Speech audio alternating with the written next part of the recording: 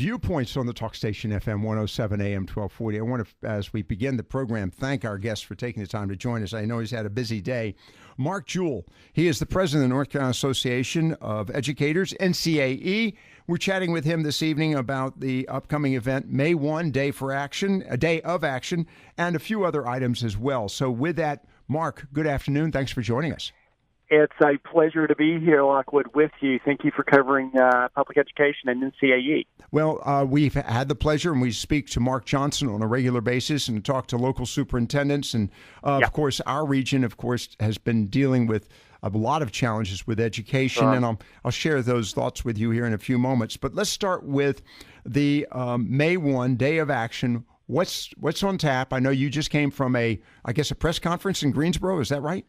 Yes. We have we've designated May 1 as a day of action, and it's basically, as you know, we had a big rally on May 16th of last year, and we had about 30,000 of our closest friends show up in what turned out to be the largest political gathering in the history of North Carolina, and I can be proud it was on behalf of our 1.5 million public school students. But basically, you know, our parents, community members, and our educators have been rising up and saying they are not happy with what's happened in public education since 2013, when we had, you know, huge cuts to our public schools. And we took that momentum from May 16th last year, and we knew we wouldn't probably get a lot of the ask and the issues that we were demanding at that time, but we wanted to make sure it was about accountability. So we took all of that energy and marched it to the polls on November the 6th, and actually elected some new policymakers in November. So we were able to change the policymakers. Now we want to change the policy. So we're marching again because our students are still, our schools are still starving, and our students are still struggling. Well, no, the other aspect of this, and I guess I'm sure you're confident. I say confident. I'm pretty sure you're aware. Did see a press release this afternoon from Senator Berger, in which he claims that the strike is designed to promote Democrats, elect Democrats. How do you respond to that in light of the fact that, you know, in the capacity of education, really you're not apolitical, not non-political, apolitical, are you not? Right. Here's what I tell everybody. You know, public education is supposed to be a nonpartisan issue, and it's a one facet of government that affects every citizen in North Carolina, regardless of what party you are part of. So North Carolina thrives when we have a strong public school system. It's great for the economy. It builds the community. And when we're marching, it's not a Democrat march. It's not a Republican march. It is a march for North Carolina, and it is a march for North Carolina's future. When we had those 30,000 folks last year, those were Democrats and Republicans and public workers and private workers and community members and activists all joining arm in arm together and saying, listen, we've got to do better and reinvest back in our public schools. It is not right that we are 39th in the nation in per pupil funding. It is not right that we have a teacher salary schedule that begins at 35 and ends at 52. It is not right that we have a huge teacher shortage in North Carolina and about 1,500 positions that remain vacant all year. So what we saw this year, and this was since the March of last year, we've actually seen Democrats and Republicans speaking up together about some of these core issues that we're marching for. You're hearing Senator Horner from Rocky Mountain Nash coming up and saying, listen, I want to put forward a master's degree pay bill and reinstate master's degree pay because I think we should have never taken away. You're hearing Republicans in the House saying, listen, we think that we need to expand Medicaid so that we can have, you know, our kids that are living in extreme poverty health insurance. You hear Republicans and Democrats saying, you know what? We think that our lowest paid workers and cafeteria workers and custodians probably do need a living wage of $15 an hour. So this is what we're seeing right now. If we can just get a few of the leaders there to help push these bills and these pieces of legislation out for a vote, we can have democracy work again in North Carolina. In light of the fact that you've seen, and by the way, you make mention of this in relationship to the both chambers of the legislature, and I would argue even the governor himself, all working to improve the structure, the brick and mortar of education, and a bond referendum that's being proposed by one chamber, that being the House, and the governor. The Senate is looking at an issue, pay as you go. It strikes me that there's a lot of momentum in the legislature. What would be the benefit of this May 1st rally in Raleigh? Yeah, that's a very good question. It's a sense of urgency right now. We're gonna lose a generation of students if we don't act quickly. You know, what we've seen right now is an uprising of frustration that really began in 2011, but particularly in 2013, when you saw all the cuts coming. We had a huge corporate tax break in 2013 that we have the lowest corporate tax rate now in the South of about 2.5%. That has left about $3 billion on the table every year that would have been going to our public schools. This is why we can't buy books and paper and pencil anymore. So you are seeing actually a movement now, folks saying, wait a minute, we've got to have, these are just basic things that we're asking for. We're just getting up to the average is not being unreasonable. And we're hearing Republicans saying, you know what, I want a strong community school in my neighborhood. And I don't care if you're a Democrat or a Republican. By golly, it's the right thing to do for our kids. And we're continuing to grow in population, and we are bound and determined to return North Carolina back to that world-class public school system where for decades public and private sector, Democrats and Republicans worked together to make us a shining star in the Southeast, where folks moved from all over the country to put their kids in our world-class public school system and all over the world to go to our public university system. That's the North Carolina that we all know and love.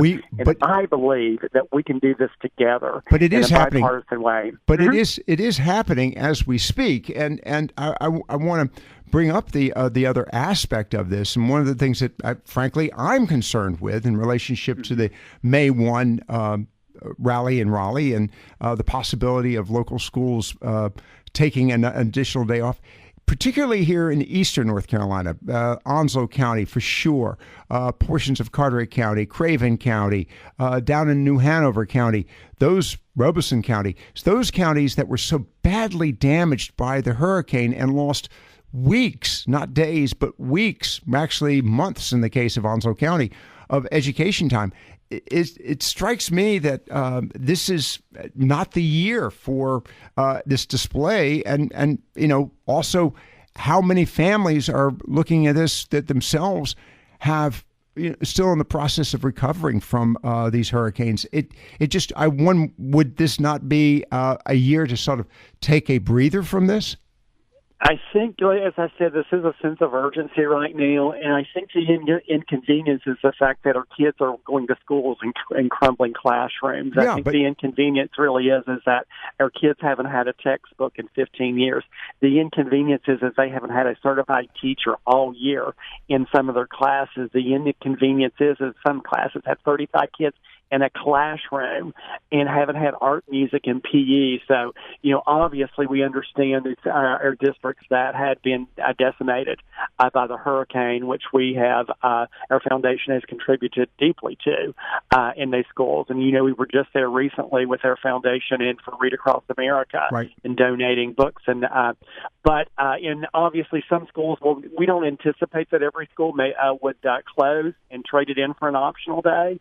But we know that there are educators at every county that do want to come up and rise up and say, listen, Eastern North Carolina is a part of the state that has been hurt the worst by the cuts to public education. Well, they were from the General Assembly. Well, wait. In some instances, they were hurt by. You can argue they were hurt by cuts in education, but I can tell you also they were hurt by natural disaster that no amount of money could have restrained or fixed instantly. But the other aspect of this, and I just got one other issue with you, Mark. Mark Jewell, by the way, president of the North Carolina Association of Educators. In some of these instances, these are local initiatives. These are local concerns that have to be dealt with, not issues that can be handled by the legislature. Everything from, in fact, many instances, the communities are responsible for everything from pay raises to additional not assessments, additional services. So it's an issue by community issue, is it not? That is absolutely incorrect. It is the state, by Constitution, it is the state's responsibility to see that every citizen have a sound basic education, and it's the state that must protect and safeguard that institution. We're one of the few states that actually uses the income tax to fund their schools. It doesn't come locally. Locals can add supplements which right. many of them do to fill the gaps. But it is the state that fund the salary schedule. It is the state that funds their per pupil expenditure, which is $2,300 per student, below the national average. It is the state that is right now not denying health care, which actually is money that we're sending to other states. Our money that Washington is sending to other states so that they can have health care when our kids are coming to school sick. Mark, it is the state's responsibility to make sure that we have certified teachers in every classroom. But Mark, let's talk. You're talking about Medicaid and expansion. No, the other aspect of this, and we've already seen it. The federal government has already announced it's cutting back on those states that have been receiving federal aid, and there's predictions that even greater cutbacks are going to occur. You know, it was interesting. You did challenge the issue of income tax or business taxes in North Carolina. Those reduced taxes actually enhance investment in North Carolina, do they not? And I have to look at organizations like the North Carolina Department of Commerce, which creates all sorts of tax incentives to bring in an Apple, an Amazon on these major corporations. So we are already seeing the state, which has been doing this historically, which I don't agree with, by the way, to create all these tax incentives. Why not establish a standard tax? And by the way, having a low tax, corporate tax in North Carolina is enticing more businesses to locate in North Carolina, and that influences payrolls, does it not? If we are the lowest in the South, and if we went up to 5%, we would still be the lowest. What brings companies into North Carolina is a strong public school system. We've seen companies go to Georgia and to South Carolina because no company wants to come and have to put their kid in a private school for $35,000 a year. We know that we have a very good, robust economy. Even before the tax cuts, we were always up in the top 10 of business-friendly states, and we have just dropped on the CNBC ranking because of the fact of our inadequate funding for our public schools. Well, and I have to say that in many instances, and again, we talk about national average, that we got to talk about the cost of living in North Carolina. That doesn't compare with the national average as well. I don't want to belabor the point. I think we've beat that around a lot. Let's talk about what is the future for education in North Carolina in light of your efforts May 1st, and that, of course, is a rally in Raleigh. I use that, love to use that term. But what is the future for the education industry in North Carolina? Are you positive about it?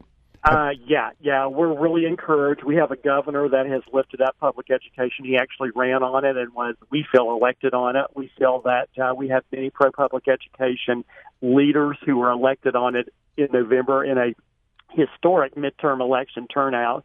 And we feel that Republicans and Democrats, really, this is one issue that they can work together on, that they do believe that their educators need to be paid better, that they do believe their schools need to be well-resourced, right. And they do believe that it's the foundation of democracy, and it's really great for the economy.